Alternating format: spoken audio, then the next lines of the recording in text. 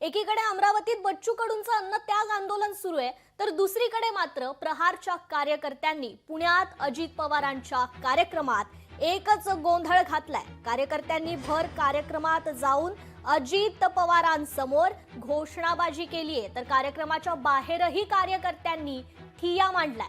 बच्चू कडूंना न्याय द्या अशी घोषणाबाजी या आंदोलकांकडून करण्यात येते। अजित पवारांच्या कार्यक्रमात हा गोंधळ पाहायला मिळाला।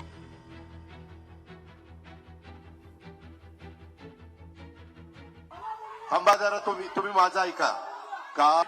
तुम्ही आता माझा ऐका, तुम्ही माझा ऐका।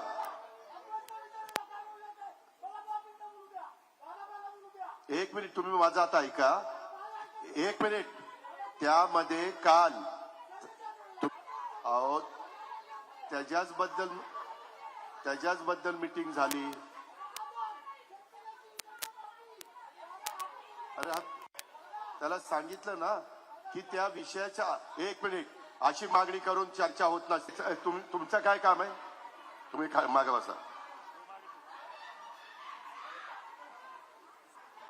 थांबा जरा, तुम्ही माझा ऐका का? कडूनच्या पाठिंब्यासाठी जिथं आलोय आम्ही, आमच्या दैवताला जर काही झालं तर या शासनाला सोडणार नाही आम्ही। आम्हाला मारून टाका, आम्ही सुटणार नाही। बच्चू कडूला जर काही झालं तर अजितदादा सोडणार नाही तुम्हाला। अजितदादा वारंवार आम्हाला फसवताय। दादा म्हणतो एकच वादन, दादा अजितदादा खोटा आहे, अजितदादा खोटा आश्वासन देतो, वारंवार आम्हाला खोटी आश्वासन। पोलिसांचा जाहीर निषेध, या प्रशासनाचा जाहीर निषेध। आज या देशामध्ये सर्वांना स्वतः जीवन जगायचा अधिकार असताना वेळोवेळी आमच्या दिव्यांगावर अन्याय होतोय। या प्रशासनाने आम्हाला बेक मागून देत नाही, जगून देत नाही। तोपर्यंत आम्हाला ठोस निर्णय भेटत नाही, तोपर्यंत आम्ही उठणार नाही, आता माघार घेणार नाही। एक वेळेस आमची महाराष्ट्रभराची अमरावतीचे पालकमंत्री बावनकुळे सांगतोय की भाऊ तुम्हाला आम्ही समिती गठीत करू आणि मग न्याय देऊ, अन्यथा तुम्ही तुमचं आंदोलन परत सुरू ठेवू शकता। वारंवार आम्ही अन्नत्याग करणार नाही, एकदाच मरतो आणि मग बाकीच्या जनतेला न्याय देऊन जातो। जवळ आम्हाला न्याय भेटत आहे तर हे आंदोलन मागे हटणार नाही। जाहीर निषेध आम्ही बघा, जर शिक्षक यांना सगळ्याला पगार आहे, यांचे मोठमोठे कार्यक्रम घ्यायला दादाला वेळ आहे आणि आमच्या बच्चू कडूसाठी यांना वेळ नाहीये दादाला, इथं काही गरज नाही।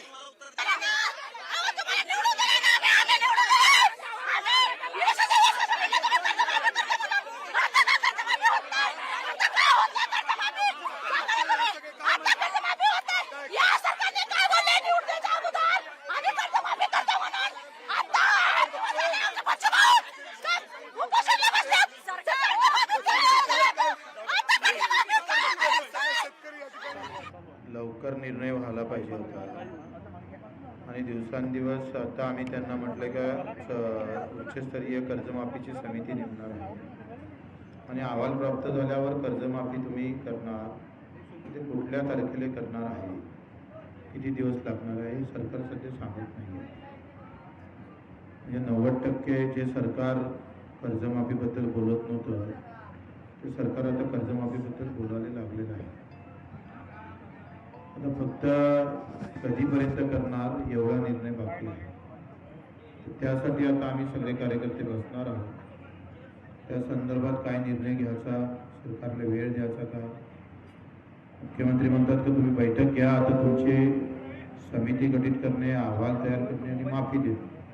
बैठकीतही आपण कोणती तारीख निश्चित करायची ते आपण बैठकीत 8 दिवसात बैठक लावून त्याच्यात तारीख निश्चित करू। तारीख निश्चित करण्यासाठी त्यांनी पुन्हा 8-10 दिवस मागितले आहे। पाहू, आता आम्ही सर्व कार्यकर्त्यांना विचारून ठरवू। पोलिसांकडून धडपकड सुरू आहे प्रहारच्या कार्यकर्त्यांची पुण्यामध्ये। बंदोबस्त खूप वाढवला आहे, म्हणजे प्रत्येक तालुक्यावर, महाराष्ट्रभर कार्यकर्ते काही कमी पडणार नाही त्या बंदोबस्तात। कारण ही रोज मेल्यापेक्षा एकदाचं मरण परवडलं अशी एक मानसिकता लोकांची आहे। बैठक आणि आजचा निर्णय होईपर्यंत काही करू नये। निर्णय झाल्यावर माझी तर मानसिकता आहे का 16 तारखेपासून पाणी त्याग करावं आणि आंदोलन अधिक उग्र करण्याची पुण्यामध्ये अजित पवारांच्या कार्यक्रमात आपल्या कार्यकर्त्यांनी मागणी लावून धरली। तर पुण्यातील अजित पवारांच्या कार्यक्रमात हा गोंधळ पाहायला मिळालाय. शेतकऱ्यांनी या कार्यक्रमात हा गोंधळ घातलेला आहे. याबद्दलची आपण अधिक माहिती जाणून घेणार आहोत. आपले प्रतिनिधी चंद्रशेखर भांगे आपल्याशी जोडले गेलेले आहेत. चंद्रशेखर, अजित पवारांच्या कार्यक्रमात शेतकऱ्यांनी हा गोंधळ घातलेला आहे. कर्जमाफीच्या ह्याच्यात आंदोलन सुरू आहे बच्चू कडूंचं आणि त्याच्या समर्थनार्थ आता शेतकरी देखील आक्रमक झालेलं पाहायला मिळतंय. काय याबद्दलची अधिक माहिती? नक्कीच खरं तर पुण्यातील गणेश कला क्रीडा मंच हे जे सभागृह आहे, या सभागृहामध्ये अजित पवार यांचं एका शिक्षकांच्या पुरस्कार वितरण सोहळा जो आहे तो या ठिकाणी आयोजित करण्यात आला होता आणि याच कार्यक्रमामध्ये जो आहे तो मोठा गोंधळ आपल्याला पाहायला मिळालेला आहे. खरं तर बच्चू कडू यांचे कार्यकर्ते प्रहार संघटनेचे कार्यकर्ते होते, त्याचबरोबर शेतकरी संघटनेचे कार्यकर्ते सुद्धा या सगळ्या आंदोलनामध्ये होते. खरं तर शेतकऱ्यांच्या मागणीसाठी बच्चू कडू हे आंदोलन करत आहेत आणि या आंदोलनाची दखल अजित पवार यांनी घ्यावी या मागणीसाठी धर्मेंद्र सातव यांच्या नेतृत्वाखाली सगळं आंदोलन जे आहे ते करण्यात आलं. अजित पवार ज्यावेळेस भाषण करण्यासाठी उभे राहिले त्यावेळेस हे सगळे आंदोलक मोठ्या प्रमाणात घोषणाबाजी देत होते. आंदोलनाची जी दिशा आहे खरं तर बच्चू कडू यांची 7 ते 8 दिवस ही सगळी दिशा झालेली आहे आणि त्यांच्या या सगळ्या उपोषणाची सरकार जे आहे ते दखल घेत नाही आणि सरकार यांनी ही सगळी दखल घ्यावी या मागणीसाठी हे आंदोलन सुरू होतं. माझ्यासमोर आमदार आहेत. आमदार साहेब, आंदोलन आतमध्ये झालं, काय सांगाल? आंदोलन करते काही दिव्यांग भगिनी होत्या, काही भावंड होते, परंतु कार्यक्रमामध्ये कोण आंदोलन करायला आलंय की कार्यक्रमाला आलेले हे माहिती नव्हतं. परंतु दादांनी देखील त्यांना समजून व्यवस्थितपणाने सांगितलं. जी काय राज्याचे मुख्यमंत्र्यांनी भूमिका घेतली, बच्चू भाऊ असतील किंवा कृषी मंत्री असतील, त्यानंतर बावनकुळे साहेब असतील, यांचं जे काही संभाषण झालं ते संभाषण दादांनी जाहीरपणाने त्या ठिकाणी मांडले आणि उद्याच्या काळामध्ये कशा पद्धतीने यावरती तोडगा काढता येईल या बाबतीत देखील सरकार सकारात्मक आहे हे सांगितल्यावरती आंदोलक शांत होऊन त्या ठिकाणी बाहेर गेले. तुम्ही सत्ताधारी आमदार आहात. बच्चू कडू यांचा उपोषण सध्या 5-7 दिवसापासून सुरू आहे. खरं तर त्यांच्या उपोषणाच्या मागण्या रास्त आहेत. सरकार काय या उपोषणाकडे लक्ष देत नाही? नक्की ते बघा, असं सरकार लक्ष देत नाही अशातला भाग नाहीये. परंतु त्या समितीमध्ये मग जी उद्याच्या काळामध्ये समिती गठीत केली जाणार आहे त्या समितीमध्ये स्वतः बच्चू भाऊ असणार आहेत आणि कुठल्या मागण्या रास्ता आहेत त्यातनं काय तोडगा काढता येईल, कसं सरकारला त्यामध्ये आपण नीलम खरं तर पाहिलं, मंत्री दादा भुसे आहेत आपल्या समेत. दादाजी, खरं काय सांगाल? आंदोलन झालेलं आहे आतमध्ये, बच्चू कडू यांच्या उपोषणाकडे लक्ष तुम्ही देत नाही म्हणून आरोप होतो. बच्चू कडू यांचं जे उपोषण सुरू आहे सरकार गांभीर्य नाही असं आरोप होतो आपल्यावर.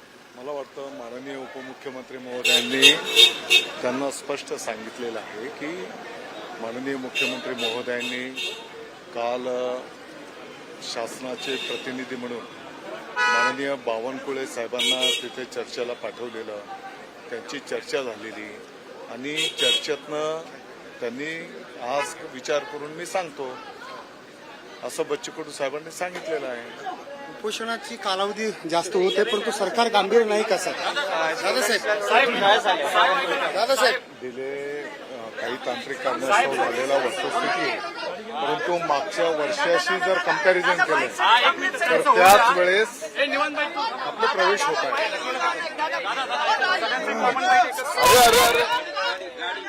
अरे पुढे गे रे बाबा, अरे पुढे गे, अरे तू पायी इकडे कर. होणार नाही कोणाची.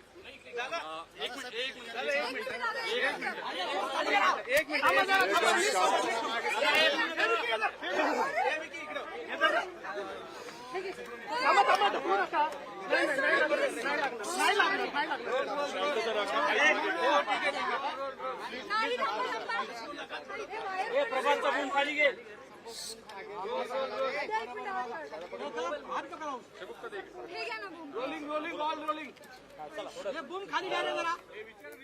तुमच्या समोर हा सगळा प्रकार झाला, नेमकं काय घडलं तेही सांगा आणि तुमची काय यावर प्रतिक्रिया आहे अगदी थोडं.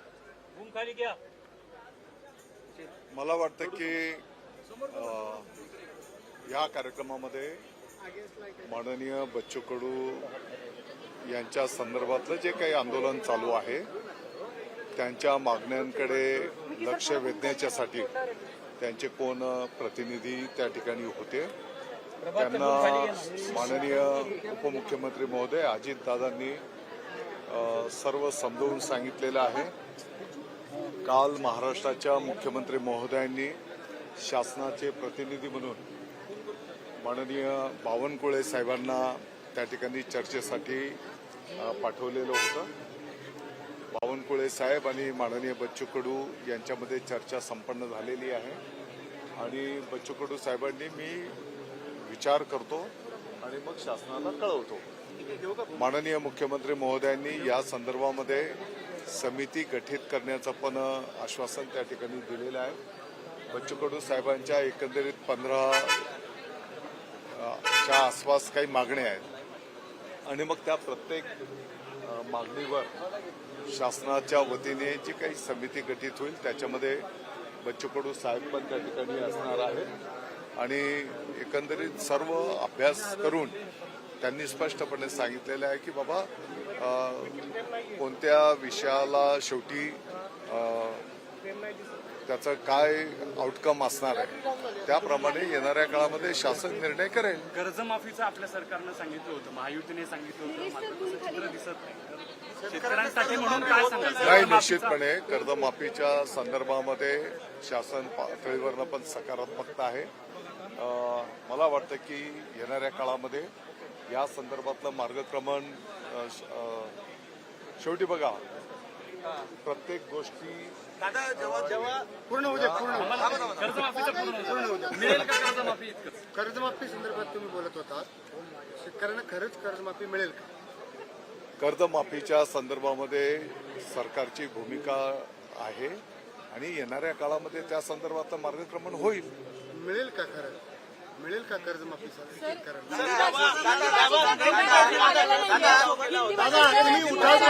मला वाटतं की कर्जमाफीसाठी तुम्ही उठाव केला होता. कर्जमाफीसाठी तुम्ही उठाव मला केला होता. वाटतं की तुमच्या समेत आपण बच्चू जर कडू बघितलं असेल तर अनेक चांगल्या योजना आपल्या सरकारने त्या ठिकाणी आणलेल्या आहेत. शेतकरी बांधवांना विजेच्या संदर्भातला एक रिलीफ देण्यात आलेला आहे. PM किसानच्या धर्तीवर राज्य सरकारने पण तेवढंच अनुदान त्या ठिकाणी शेतकऱ्यांच्या खात्यावर थेट वर्ग केलं जात आहे. अनेक योजना केलेल्या आहेत. गुवाहाटीला तुम्ही जाताना सुद्धा होते. ते सध्या आता अडचणीत आहेत. तुम्ही त्यांचे सहकारी आहात. खरं तर शिंदे साहेबांनी त्यांच्या मागण्यांच्या बरोबर ते तुमच्या सोबत होते. ऐका ते ना अडचणीत आहेत. ऐका ना गुवाहाटी प्रत्येक गोष्ट गुवाहाटीला जोडण्याची काही आवश्यकता नाही. लोकशाही मराठी ऐका, पहा, जागरूक रहा.